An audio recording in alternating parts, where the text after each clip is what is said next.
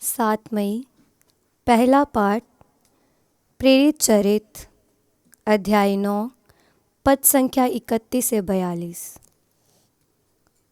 उस समय समस्त यहूदिया, गलीलिया तथा समायरा में कलीसिया को शांति मिली।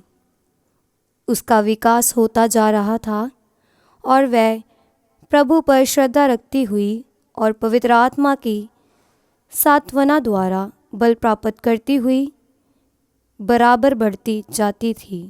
पेत्रुस चारों ओर दौरा करते हुए किसी दिन लुद्दा में रहने वाली ईश्वर की प्रजा के यहाँ भी पहुँचा।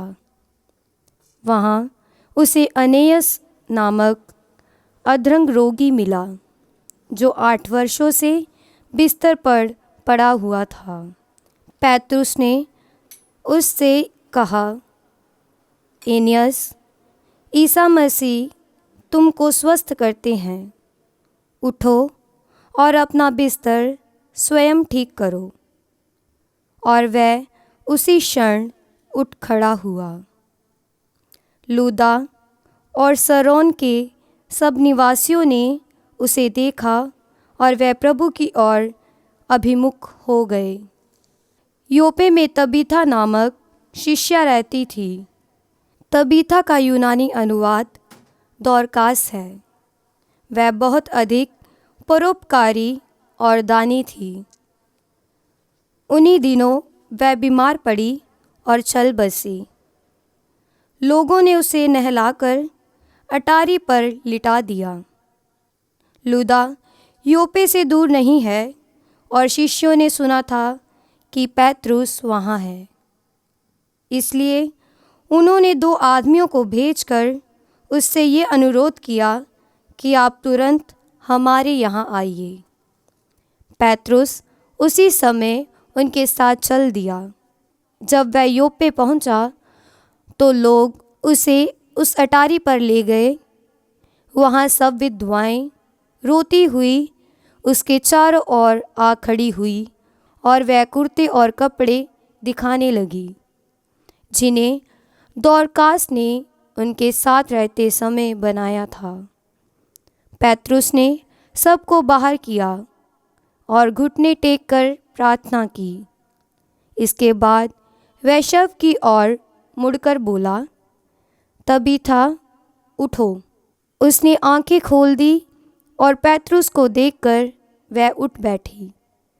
पेत्रुस ने हाथ बढ़ाकर उसे उठाया और विश्वासियों तथा विधवाओं को बुलाकर उसे जीता जागता उनके सामने उपस्थित कर दिया। यह बात योपे में फैल गई और बहुत से लोगों ने प्रभु में विश्वास किया। ये प्रभु की वाणी है। ईश्वर को धन्यवाद। भजन अनुवाक्य।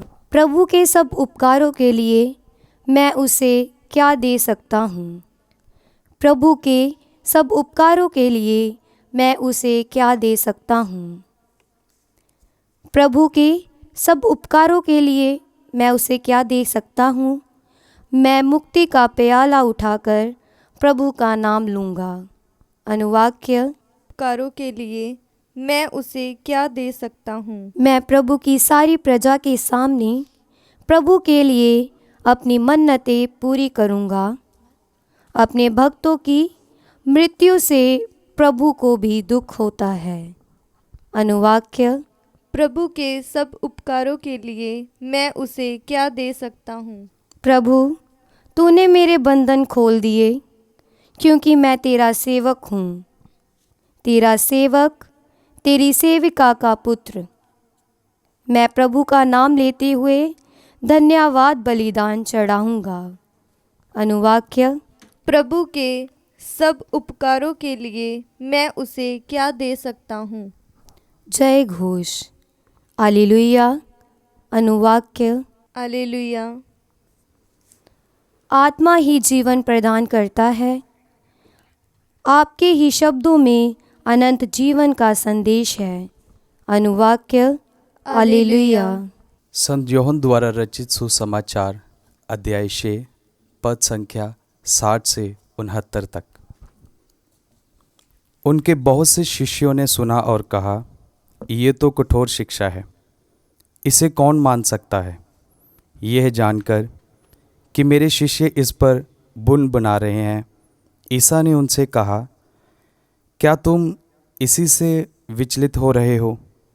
जब तुम मानव पुत्र को वहाँ आरोहण करते देखोगे, यहाँ वह पहले था, तो क्या कहोगे? आत्मा ही जीवन प्रदान करता है, मांस से कुछ लाभ नहीं होता। मैंने तुम्हें जो शिक्षा दी है वह आत्मा और जीवन है। फिर भी तुम लोगों में से अनेक विश्वास नहीं करते। ईसा तो प्रारंभ से ही यह जानते थे कि कौन विश्वास नहीं करते और कौन मेरे साथ विश्वासघात करेगा। उन्होंने कहा, इसलिए मैंने तुम लोगों से यह कहा कि कोई मेरे पास तब तक नहीं आ सकता जब तक उसे पिता से यह वरदान ना मिला हो। इसके बाद बहुत से शिष्य अलग हो गए और उन्होंने उसका साथ छोड़ दिया। इसलिए ईसा ने 12 से कहा, क्या तुम लोग भी चले जाना चाहते हो? सिमोन पेत्रुस ने उत्तर दिया, प्रभु, हम किसके पास जाएं? आपके शब्दों में ही आनंद जीवन का संदेश है।